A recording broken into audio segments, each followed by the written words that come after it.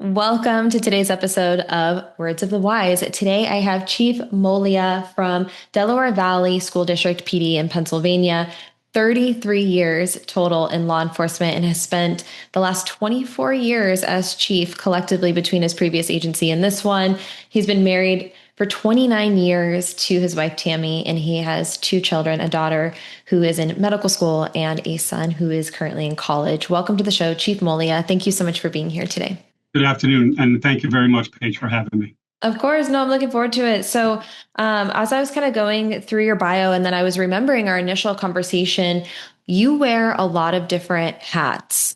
You mentor, you're a chief, you're a husband, you're a dad, and you do a lot of other things. So, can you give us a little bit more background into all the different hats that you wear, all the things that you do, what your career has looked like, and how you've been able to manage all of that over the last 33 years? Well, I started, 33 years ago as a police officer for a local municipality, Westfall Township. We were a small department. We had three full-timers at the time when I started. We got up to six full-timers, went 24 hours a day. The last 6 out of the 15 years I was there, I was the chief of police. And what happened was the school was looking to start a police department. And being the schools in the jurisdiction where I was working, I developed a really good relationship with the administration at the school district. So the superintendent approached me and said, "Hey, how would you like to start a school police department?" And our police department locally was in the process of merging with the neighboring town. So I was like, be chief of the merger or go do the school police thing, which really 18 years ago was an anomaly. Most schools would hire school police departments to be school resource officers. Our school district wanted their own department because we had schools in 4 different locations at the time. So we needed to have our own department.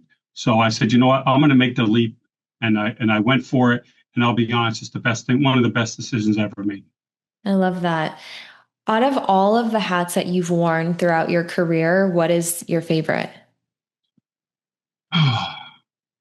Probably being in the classroom and developing a relationship with the students is my favorite. Mm.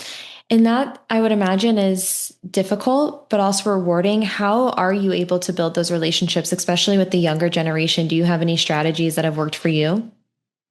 Yeah, just getting in there and opening up about myself, my personal life, and then telling them about the struggles I had, growing up. I grew up in a broken home, and in those situations, and how I had to get my life together, and nobody's going to walk through the door and just give you $1 million and say, "Hey, here, enjoy life," right? You get out of it what you put into it, and opened myself up, and I get along great with all the kids, whether there's kids who are having difficulties, kids who are doing great in school, kids who have special needs. I get along with everybody really in the school district.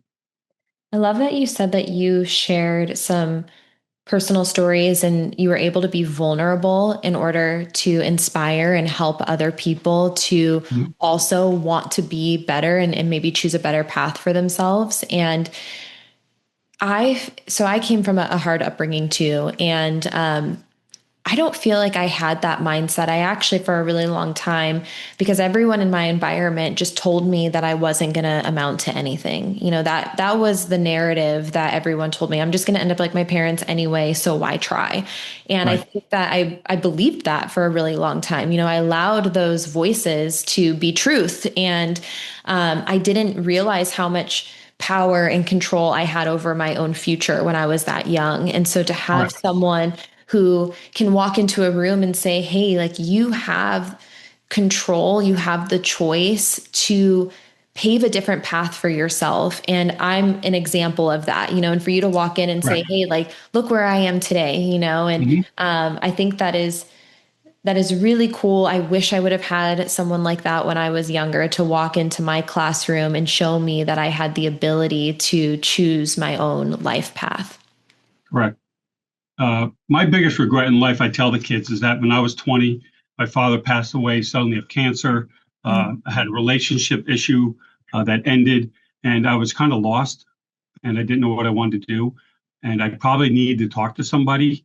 But, almost 40 years ago, as a guy, you're told basically you got to deal with it, right? And you move on. So I had my issues.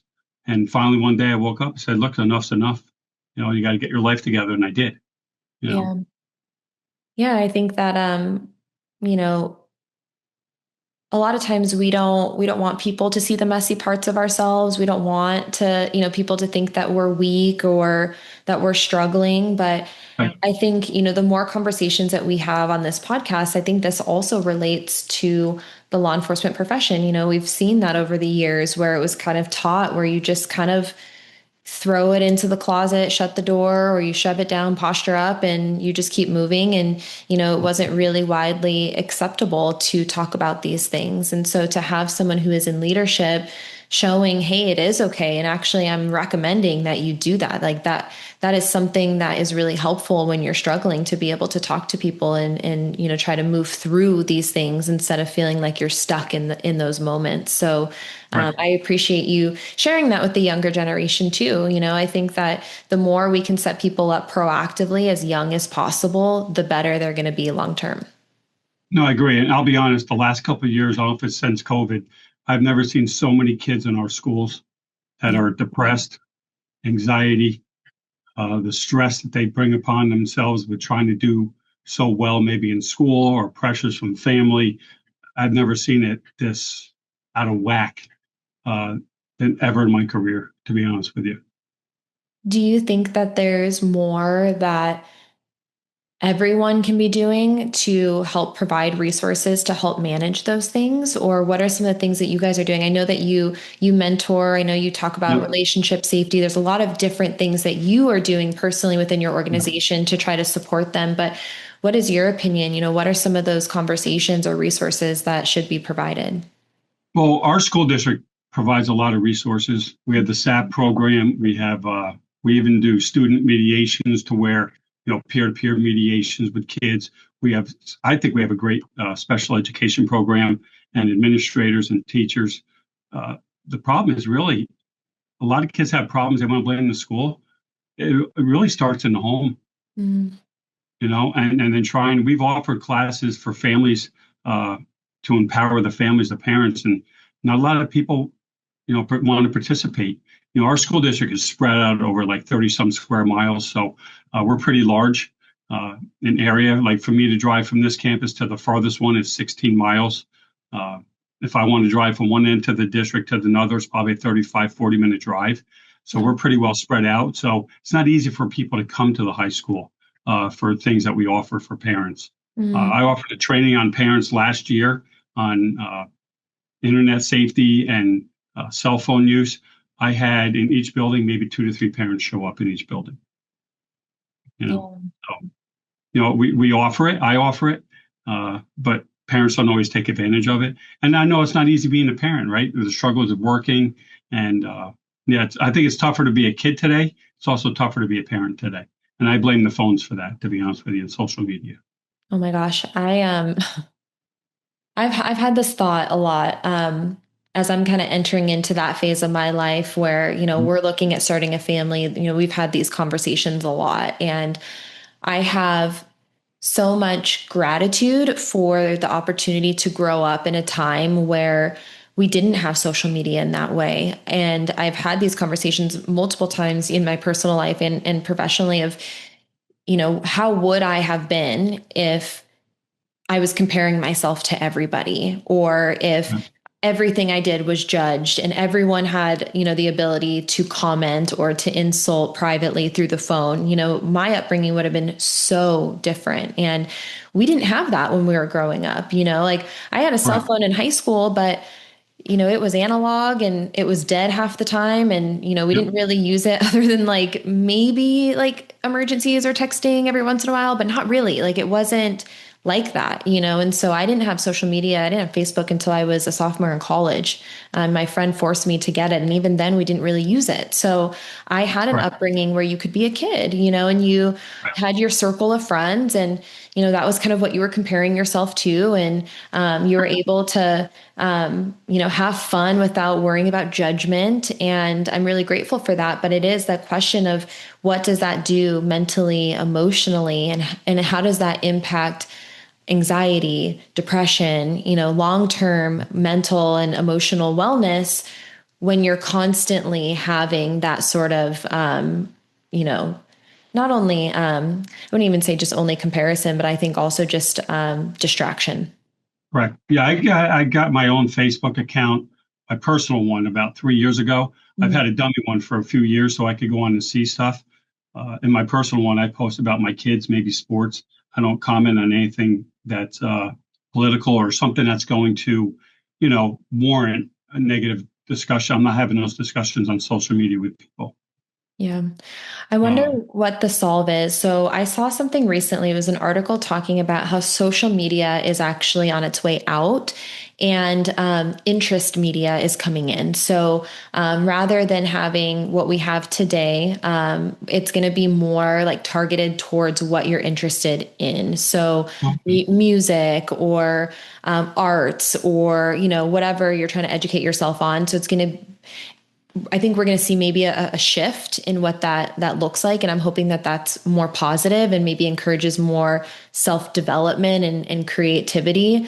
But I think that we are also seeing this. So when we think about first responder profession and kind of the future of who's coming into the profession today and what that's going mhm. to look like, the younger generation is that, right? They are going to be the future's leaders. And so I think Right. that there are a lot of things that we have to kind of talk about when it comes to mental training, when it comes to, I was just doing something on my end, some research about attention training.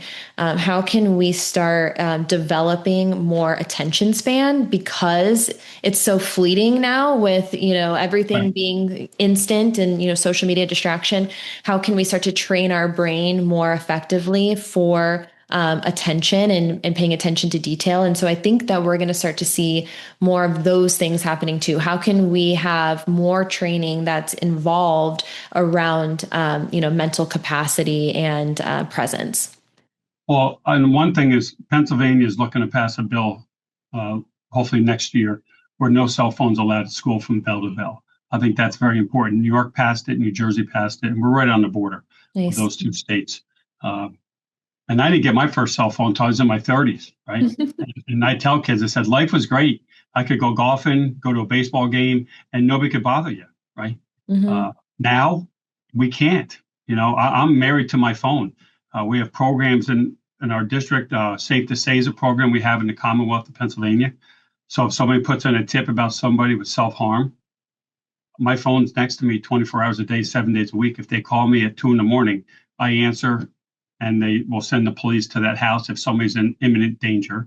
Yeah. And same thing with light speed alerts. They'll call me. And it's not that I get a lot of them, but I do get them, a few times a month, sometimes during the day, but sometimes late at night. So I have a hard time setting off my phone myself, Yep. right? Um, Yeah, there's I don't know if you've seen that, the 90s are back. Everyone's, talking about 90s and early 2000s, and the kids are wearing what I wore in high school now, which is just so weird for me to see, what the trends are. But there's this trend right now, and it's called going 90s.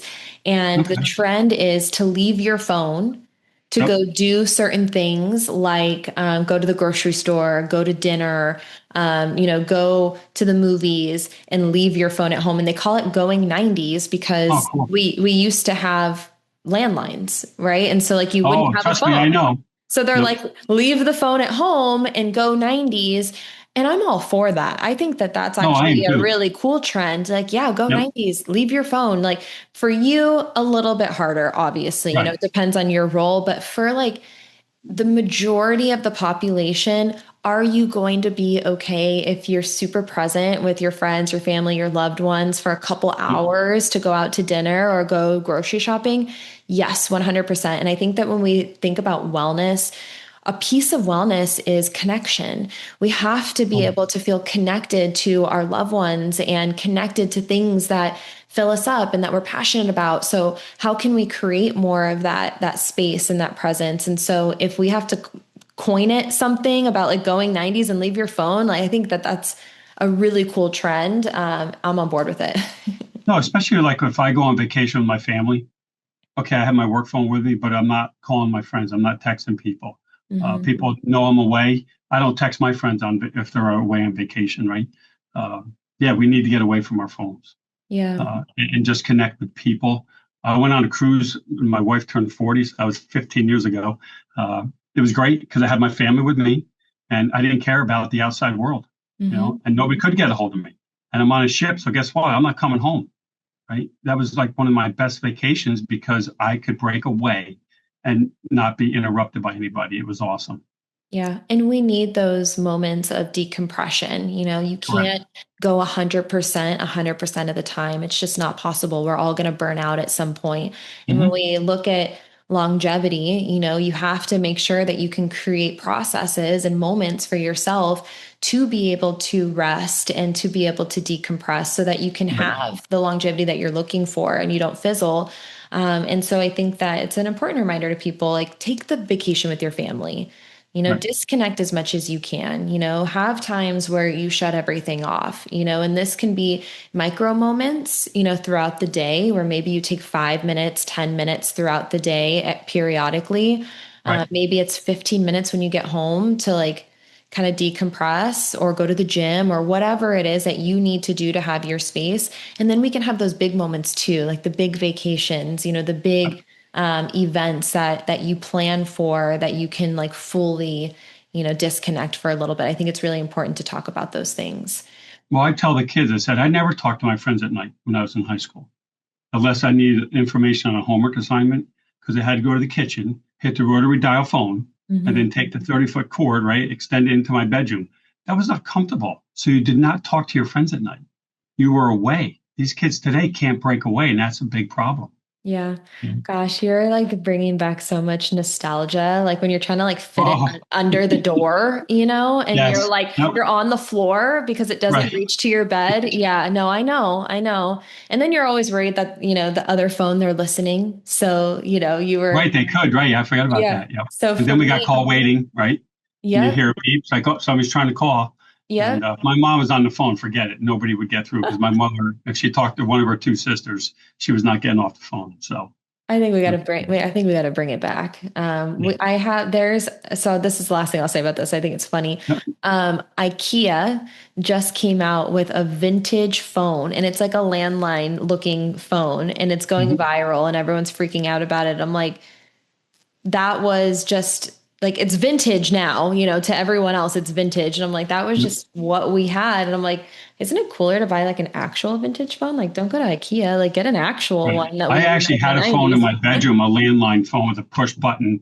Yeah. Uh, I just took it out about a year ago. It finally broke. I would use that for a landline in my phone just in case, somebody called my house phone, but very rarely does anybody call my house phone anymore.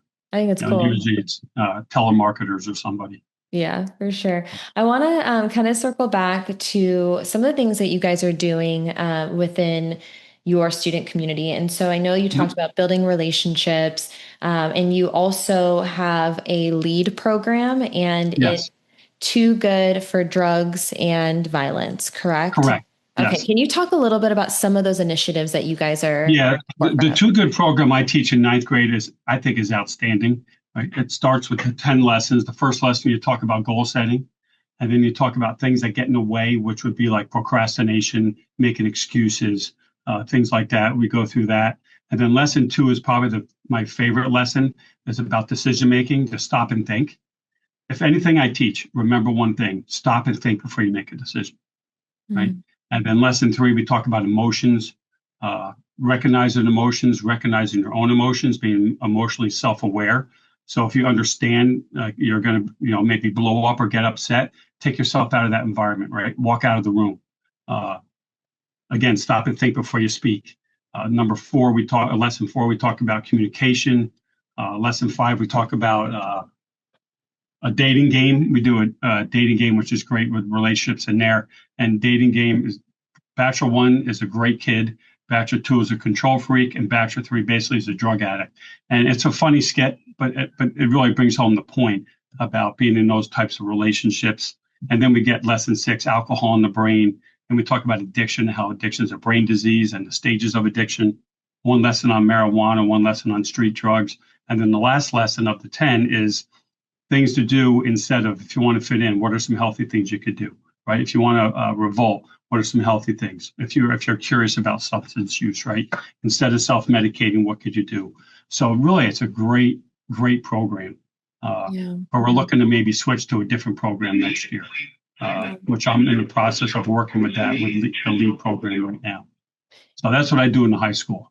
Thank you for breaking that down. That was actually Yep. really helpful. And there's two thoughts that kind of popped in my head. One is, again, I wish I would have had something like that when I was younger, Hmm. because I think for me, and I made a lot of bad decisions when I was younger. I was like the poster child of what not to do. And I think I really did not understand that there were consequences to things. I just thought that there was this invincibility about being younger, and And that's the worst word in our life for teens, Mhm. invincibility, right?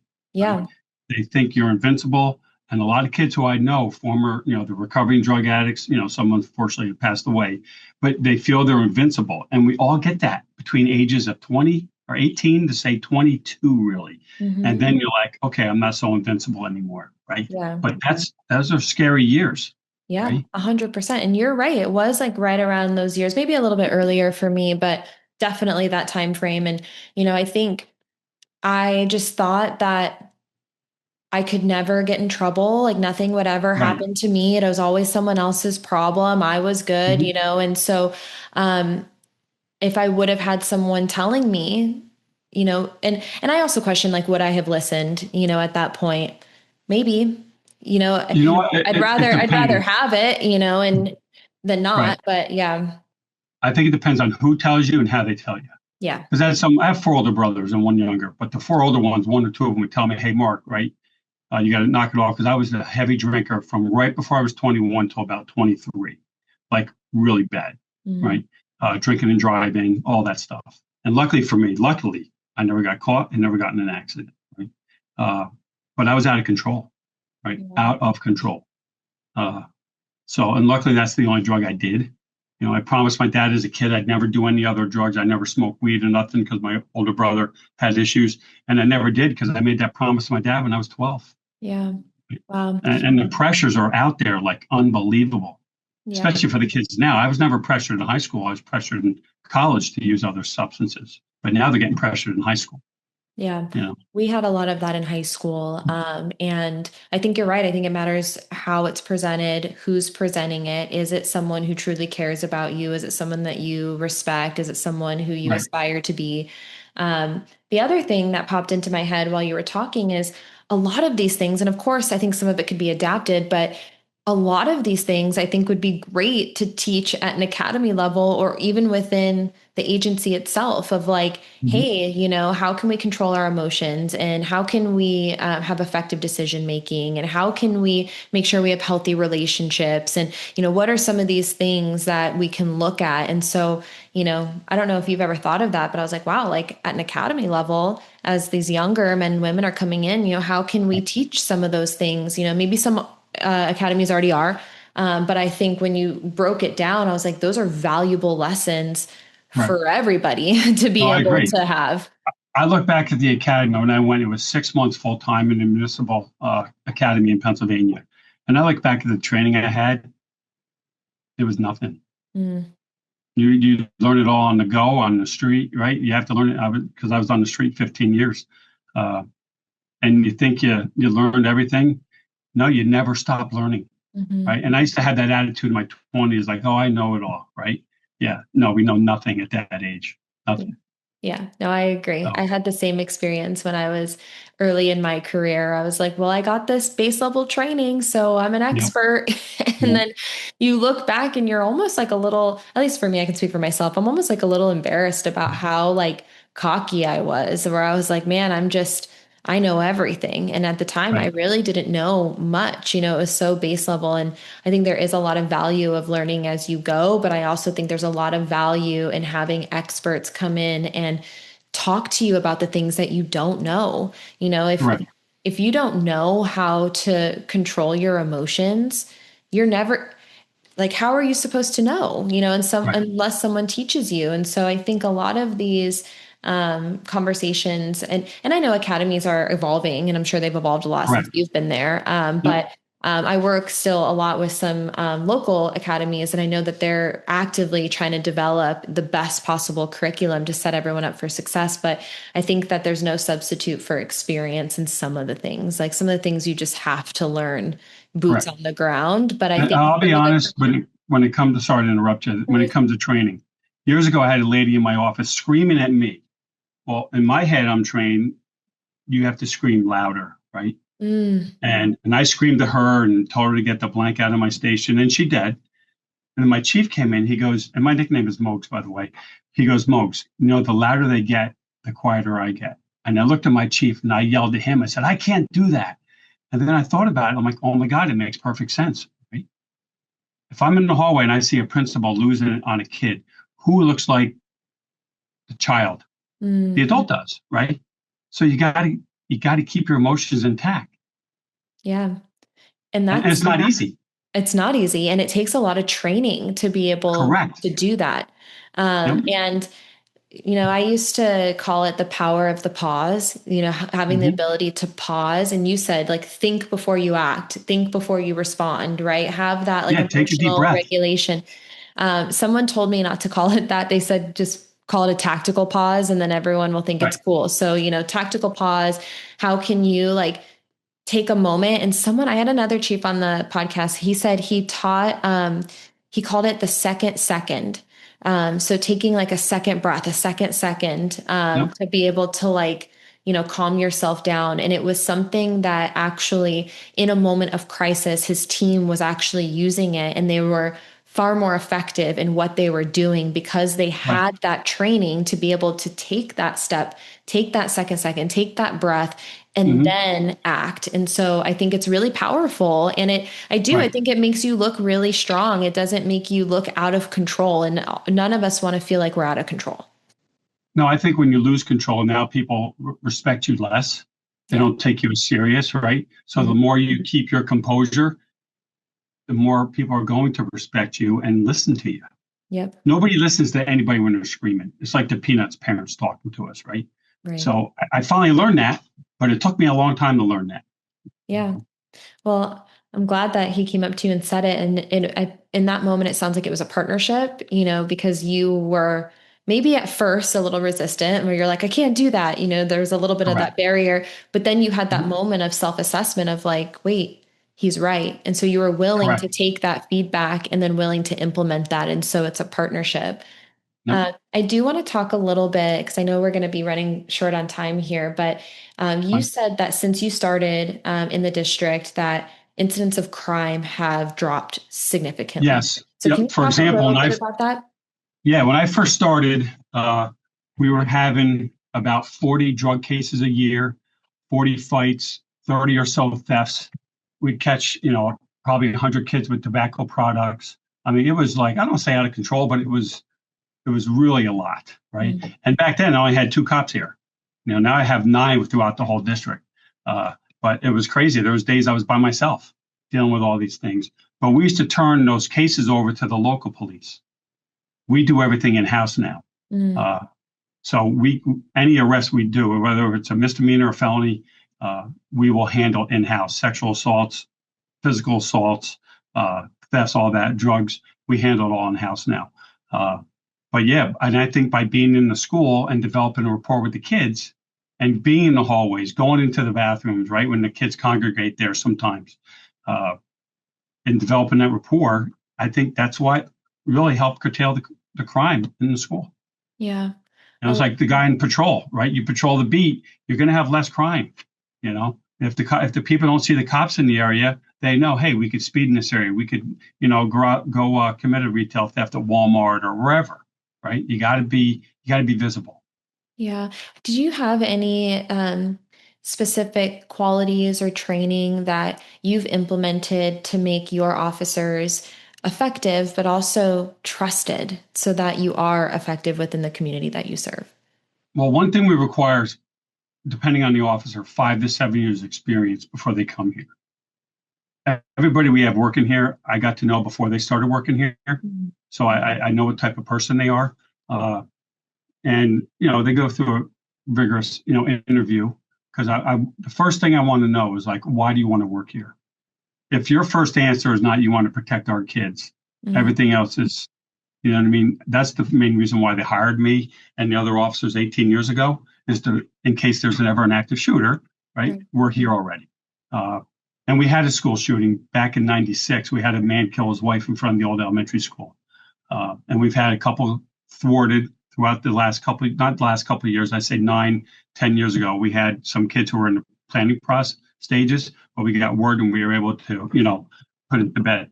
Uh, really, we do all the training that the municipal police officers do, but we do a lot of training on dealing with de-escalation, handling kids with special needs, right? Because there's so many different uh, mental disabilities that kids have. It's not all one, right?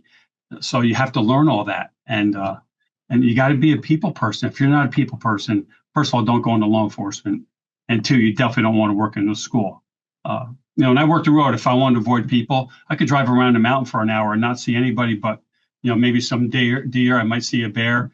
In the school, you can't avoid people. Mm, yeah. I have two doors to my office. They're unlocked when I'm in here. People knock. I'm like, come on in. I don't close my self away or shut myself away from anybody here in the school.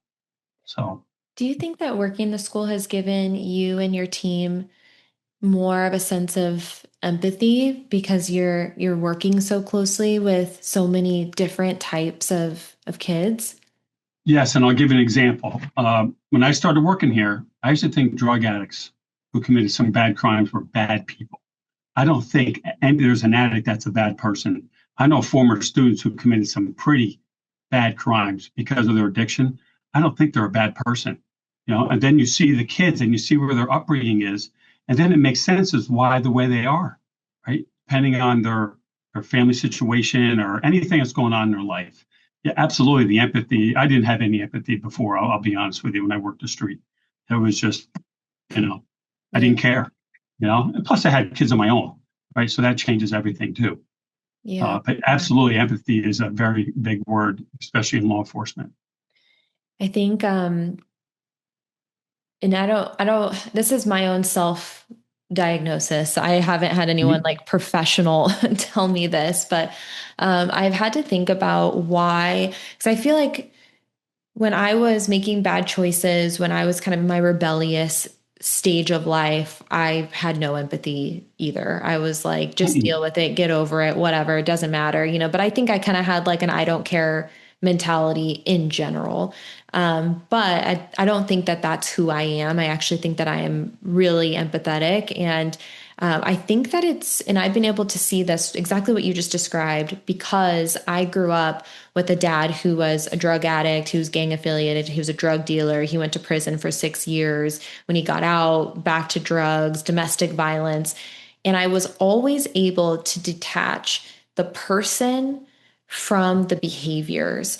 And it was very confusing for me at the time when I was Mhm. younger. And I think it actually has helped me a lot in my adult life, in my professional life, to have that sense of, empathy and maybe emotional intelligence about certain things. But I always knew who my dad was, like in his heart, right? I always Mhm. knew that he was someone who was really kind and sensitive and that he cared for me, even though he didn't show it all the time or maybe didn't have the, capacity to do that. And, he never, I always knew like his intentions were so different than maybe like what was actually happening. And so there was this like dichotomy between like the person he was when he was on drugs and committing crimes and like my dad, and so it was really challenging. And so for you to say, hey, I can see the person Mhm.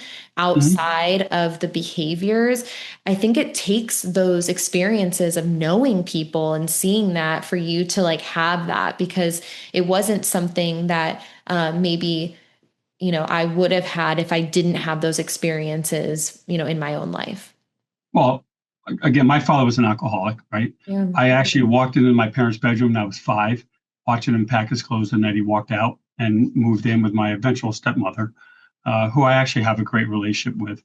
Uh, but I saw that. I saw my house burn when I was 4, so I had a lot of trauma in that respect. I saw my father. We're actually at the restaurant. my family owned, which I started working every weekend at age 11 dishwashing and age 6 setting up for banquets. So that's what kept me out of trouble in high school, was working on my family business. But I didn't see my father a lot outside of the restaurant. I took up golf just to spend time with him. Uh, Other than that, I didn't really see him. And then again, he died when I was 20. But I love my father more than anything. And I tell kids, my father wasn't perfect, and I wouldn't change him. I wouldn't change anything about him. Yeah. The only thing I would change is the way I reacted after he passed away with my drinking. Because I can't change that. Everything I went through as a kid made me who I am today. Right. And my mother was an absolute saint, raising 5 boys, with a little help from my father, but she was an absolute saint. So, I think it goes back to what we initially talked about in the beginning about understanding now as we get older, the amount of power and control we have over our own decisions moving correct. forward. But you're right. When we were kids, there's a lot of things, and still as adults, there's so many things that we cannot control. We can't Right. control other people's actions or reactions to things. We can't control different life situations, different life tragedies. There's so many things that we cannot control. But now I think we understand this. And maybe when we were younger going through Yep. those things, we didn't understand it. But we can control how we respond to these things. And I agree with you. I think that those are a lot of when I look back and have I wish statements, it was based on how I responded poorly to a lot of the situations in which I couldn't control, but I could control myself. And I didn't do that very well for a long time. And so I love that that's the message. I love that you and your team are out there in your community and you're teaching kids how to be able to control their actions and reactions to things, giving them the tools and resources that they need to have a better shot at the future and to have more longevity in their life and to pave their own path. It's so empowering to understand that you have the ability to pave your own path in life. Wherever you Yeah. are today, right now, you can choose in this moment whichever direction you want to go. And the Correct. hope is that everyone has the tools and resources to choose the healthiest, happiest path for themselves because we're all faced with those crossroads at moments of Correct. our lives, and Yep. so my final question for you is for the younger generation, what words of wisdom would you share with them that maybe you wish you would have known when you were younger, or something that's helped you along the way that you want to pass on to them? Well, first and foremost is you can't take it personal, Mm. right? If there's a kid having an issue or somebody on the street, you can't get personal. That's where I used to, scream and holler at people back in the day because I was taking it personal. It's not personal.